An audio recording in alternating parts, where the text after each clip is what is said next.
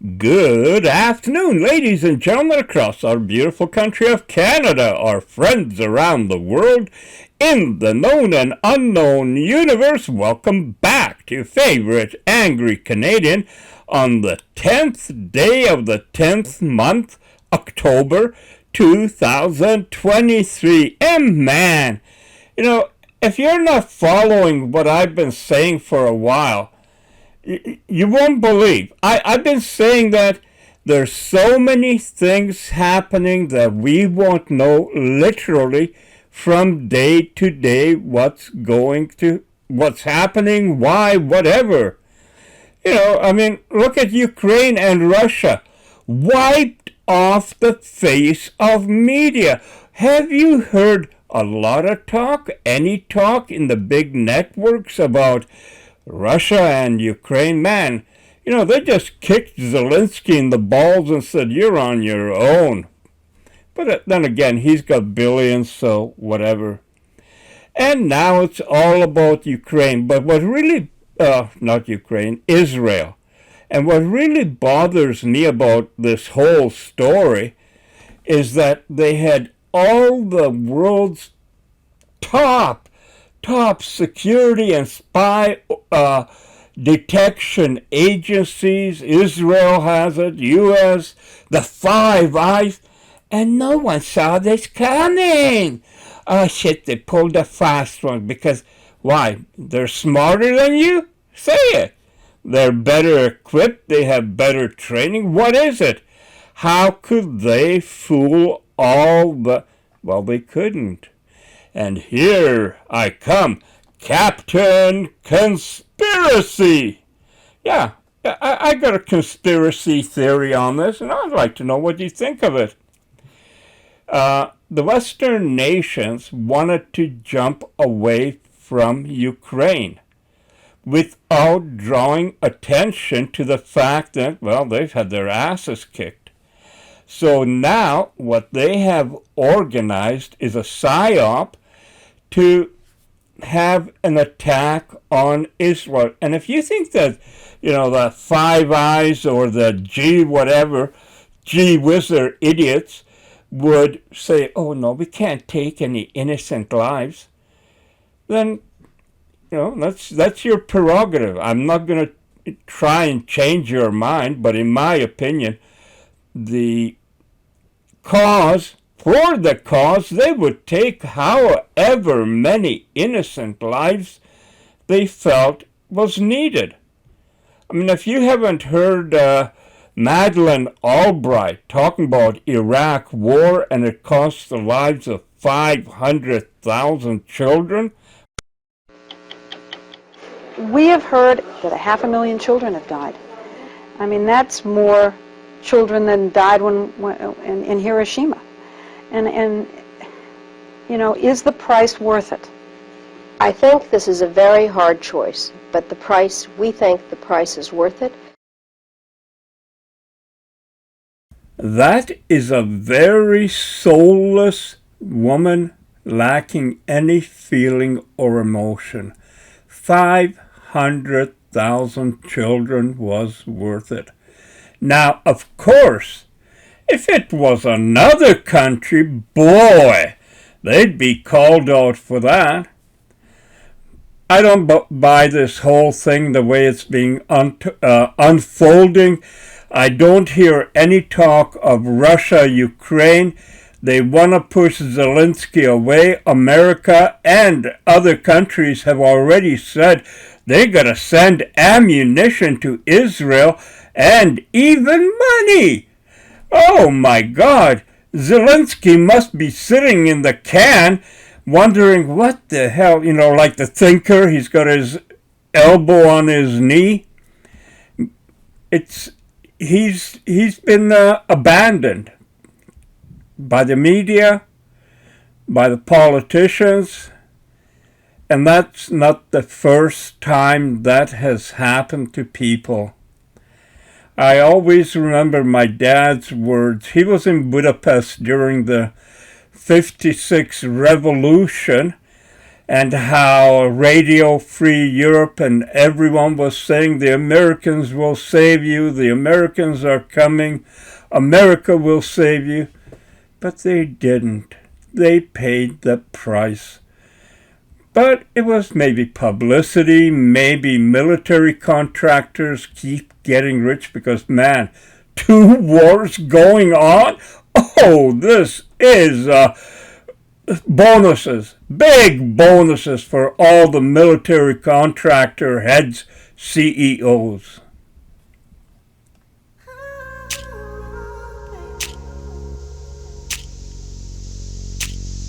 So I go to my garden with my camera. I'm just goofing around right now because, oh, look at that insect on that bee's head. Holy crapola. Anyone know anything about that? That's something else I wouldn't have seen if I wasn't zooming with telephoto lens and cropping in. That's something else I'm learning about, how to crop, use the camera for low light situations. Everything is manual and it's a learning curve, but boy, I tell you, I need that to take my mind off Ukraine, Russia, Africa. What's happening in Africa? Well, they're off the table too. It's all about Israel and those nasty Palestinians. And I have absolutely, I feel for the people that have been taken, that have lost family, friends. But what's the cause of it? What's the root cause? And what will be the outcome? If I don't crop when I'm editing, then this is what I get. But I can crop in the camera and just learning. I am still very happy with the quality for my first go around at doing, nature, close-up, etc. It'll get better. It gives me a hope. How many people today have hope? It's more like vengeance. They don't want hope. They want to go back there and wipe everyone out. Did you hear Nikki Haley? She's running for American president. Now that's a wingnut for sure. She ain't going to get anywhere near the throne, but the comments that come out, and Lindsey Graham, well, he never, surprises me with what he says. Yeah, that every penny we spent boosting Ukrainians helped kill Russians, I'm paraphrasing, then it's worth it. Russians? It's worth to kill? Nobody should be killed. Nobody should be dying. These wars are the invention of a very minor group of people who see an advantage. And now, it's a big advantage. Take a look, this fall we also have the pandemic news, and that's something to, British Columbia, you're supposed to wear a mask if you're in a hospital, doctors, stuff like that. Wear a mask. And so many people have bought into it. They're wearing a mask wherever they go. It's like, welcome back to 2021. Really crazy. But Big Pharma is making money because they're pushing more vaccines and more vaccinations. Then we had, because of the lockdowns, there was a lot of corporations profiting off that, like Amazon, Walmart, etc. It was a bonus to them, while so many small businesses went under. They couldn't afford it. So it eliminates the competition. So when you hear a politician say, oh yeah, the small businessman is a backbone of our country, they're so full of shit. They couldn't care less. People have to educate themselves. Knowledge is power. And once you start educating yourself about the realities, not this abstract shit they're peddling on us, then you're going to realize that, hey, things have got to change bigly. Bigly. It's not about elections. Slaughtered. I just go slaughtered in Israel. Among them, at least 14 American citizens killed. Parents butchered using their bodies to try to protect their children. Stomach-turning reports of babies being killed. Entire families slain. Young people massacred while attending a musical festival to celebrate peace. To celebrate peace. Women raped, assaulted, paraded as trophies.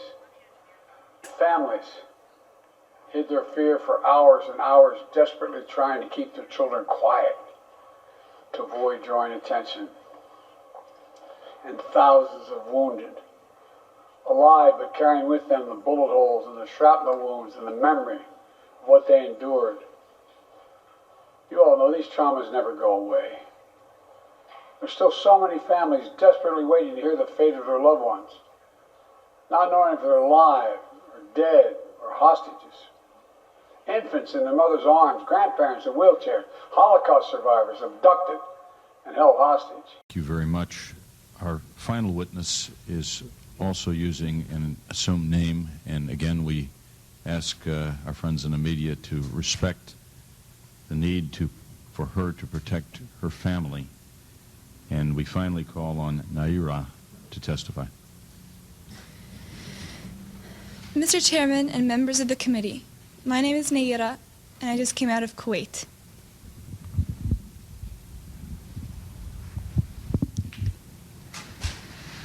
My mother and I were in Kuwait on August 2nd for a peaceful summer holiday. My older sister had a baby on July 29th, and we wanted to spend some time in Kuwait with her. I only pray that none of my 10th grade classmates had a summer vacation like I did. I may have wished sometime that I could be an adult, that I could grow up quickly. What I saw happen to the children of Kuwait and to my country has changed my life forever. It has changed the life of all Kuwaitis, young and old. We are children no more. My sister, with my 5-day-old nephew, traveled across the desert to safety. There was no milk available for the baby in Kuwait. They barely escaped when their car was stuck in the desert sand, and help came from Saudi Arabia. I stayed behind and wanted to do something for my country. The second week after an invasion, I volunteered at the Al-Adan hospital with 12 other women who wanted to help as well. I was the youngest volunteer. The other women were from 20 to 30 years old. While I was there, I saw the Iraqi soldiers come into the hospital with guns. They took the babies out of the incubators, and left the children to die on the cold floor. It was horrifying. I could not help but think of my nephew, who, if born premature, might have died that day as well. After I left the hospital, some of my friends and I distributed flyers condemning the Iraqi invasion until we were warned we might be killed if the Iraqis saw us. The Iraqis have destroyed everything in Kuwait. They stripped the supermarkets of food, the pharmacies of medicine, the factories of medical supplies, ransacked our houses, and tortured neighbors and friends. I saw and talked to a friend of mine after his torture and released by the Iraqis. He is 22, but he looked as though he could have been an old man. The Iraqis dunked his head into a swimming pool until he almost drowned. They pulled out his fingernails and applied electric shock to sensitive private parts of his body. He was lucky to survive. If an Iraqi soldier is found dead in a neighborhood, they burned to the ground all the houses in the general vicinity and would not let firefighters come until only ash and rubble was left. The Iraqis were making fun of President Bush and verbally and physically abusing my family and me on our way out of Kuwait. We only did so because life in Kuwait became unbearable. They have forced us to hide, burn, or destroy everything identifying our country and our government. I want to emphasize that Kuwait is our mother and the Emir our father. We repeated this on the roofs of our houses in Kuwait until the Iraqis began shooting at us. And we shall repeat it again. I am glad I am 15, old enough to remember Kuwait before Saddam Hussein destroyed it, and young enough to rebuild it. Thank you. Mayor, thank you. And let me thank all of our witnesses. We've past 8 years in the existence of the Congressional Human Rights Caucus. We've had scores of hearings about human rights abuses throughout the world. And I know my co-chairman, Tom Lantos, will join me in telling you that we have never heard, in all this time, in all circumstances, a record of inhumanity and brutality and sadism as the ones that the witnesses have given us today. I don't know how the people of the civilized countries of this world can fail to do everything within their power to remove this scourge from the face of our earth. And the witnesses, by providing to us eyewitness accounts and reports detailing the conduct of the Iraqi soldiers under the command of Saddam Hussein, have done a great service to their country and to ours and to all countries of the world who must join together and take whatever action may be necessary to free the people of Kuwait from this aggression and brutality. Tom Lantos. Hostages whom Hamas has now threatened to execute in violation of every code of human morality. It's abhorrent. The brutality of Hamas, his bloodthirstiness brings to mind the worst rampages of ISIS. This is terrorism. But sadly, for the Jewish people, it's not new. This attack has brought to the surface painful memories and the scars left by a millennia of anti-Semitism and genocide of the Jewish people. So in this moment, we must be crystal clear. We stand with Israel. We stand with Israel. And we will make sure Israel has what it needs to take care of its citizens, defend itself, and respond to this attack. There's no justification for terrorism. There's no excuse. Hamas does not stand for the Palestinian people's right to dignity and self-determination. Its stated purpose is the annihilation of the state of Israel and the murder of Jewish people. They use Palestinian civilians as human shields. Hamas offers nothing but terror and bloodshed with no regard to who pays the price. The loss of innocent life is heartbreaking. Like every nation in the world, Israel has the right to respond, indeed has a duty to respond to these vicious attacks. I just got off the phone with a third call with Prime Minister Netanyahu. I told him, the United States experience and Israel are experiencing, our response will be swift, decisive, and overwhelming. We also discussed how democracies like Israel and the United States are stronger and more secure when we act according to the rule of law. Terrorists purposely target civilians, kill them. We uphold the laws of war, the law of war. It matters, there's a difference. Today, Americans across the country are praying for all those families that have been ripped apart. A lot of us know how it feels. It leaves a black hole in your chest when you lose family. Feeling like you're being sucked in. The anger, the pain,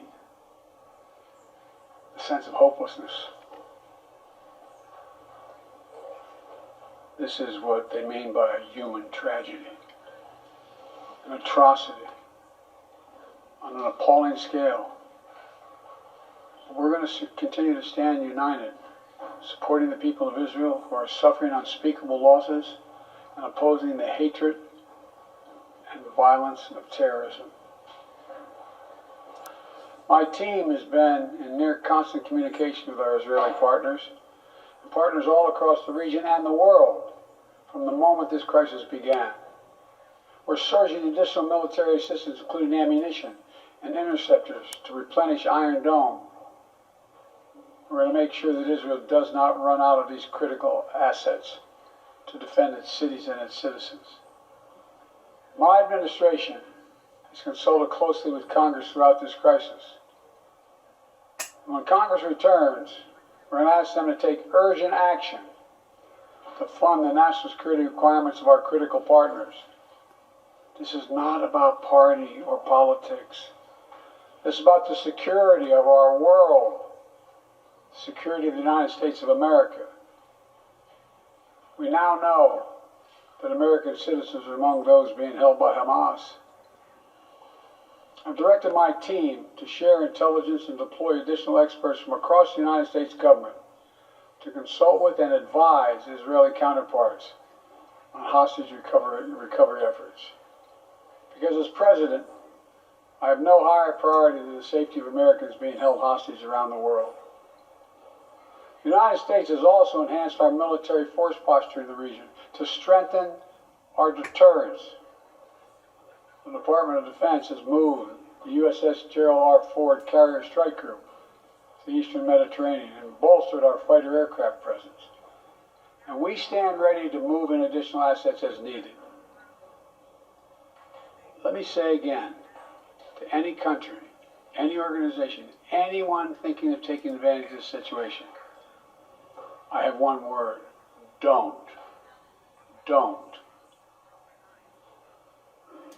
Our hearts may be broken, but our resolve is clear. Yesterday I also spoke with the leaders of France, Germany, Italy, and UK to discuss the latest developments with our European allies and coordinate our united response. This comes on top of days of steady engagement with partners across the region. We're also taking steps at home. In cities across the United States of America, police departments have stepped up. Security around centers of Jewish life. The Department of Homeland Security and the Federal Bureau of Investigation are working closely with state and local law enforcement and Jewish community partners to identify and disrupt any domestic threat that could emerge in connection with these horrific attacks. This is a moment for the United States to come together, to grieve with those who are mourning. Let's be real clear. There is no place for hate in America. Not against Jews, not against Muslims, not against anybody. We reject. What we reject is terrorism. We condemn the indiscriminate evil, just as we've always done. That's what America stands for. You know, just over 50 years ago, I was thinking about it this morning, talking to the Secretary of State, the Vice President in my office. And over 50 years ago, as a young senator, I visited Israel for the first time as a newly elected senator. And I had a long, long trip of meeting with Golda Meir in her office just before the Yom Kippur War. And I guess she could see the consternation on my face as she described what was being faced. They were facing. We walked outside in that sort of hallway outside her office to have some photos. She looked at me all of a sudden and said, "Would you like to have a photograph?" And so I got up and followed her out. We were standing there silent, looking at the press. She could tell, I guess, I was concerned. She leaned over and whispered to me, she said, "Don't worry, Senator Biden. We have a secret rep in here in Israel." My word is what she said. We have no place else to go. We have no place else to go. For 75 years, Israel has stood as the ultimate guarantor of the security of Jewish people around the world, so that the atrocities of the past could never happen again. And let there be no doubt, the United States has Israel's back. We will make sure the Jewish and democratic state of Israel can defend itself today, tomorrow, as we always have. It's as simple as that. These atrocities have been sickening. We're with Israel. Let's make no mistake. Thank you.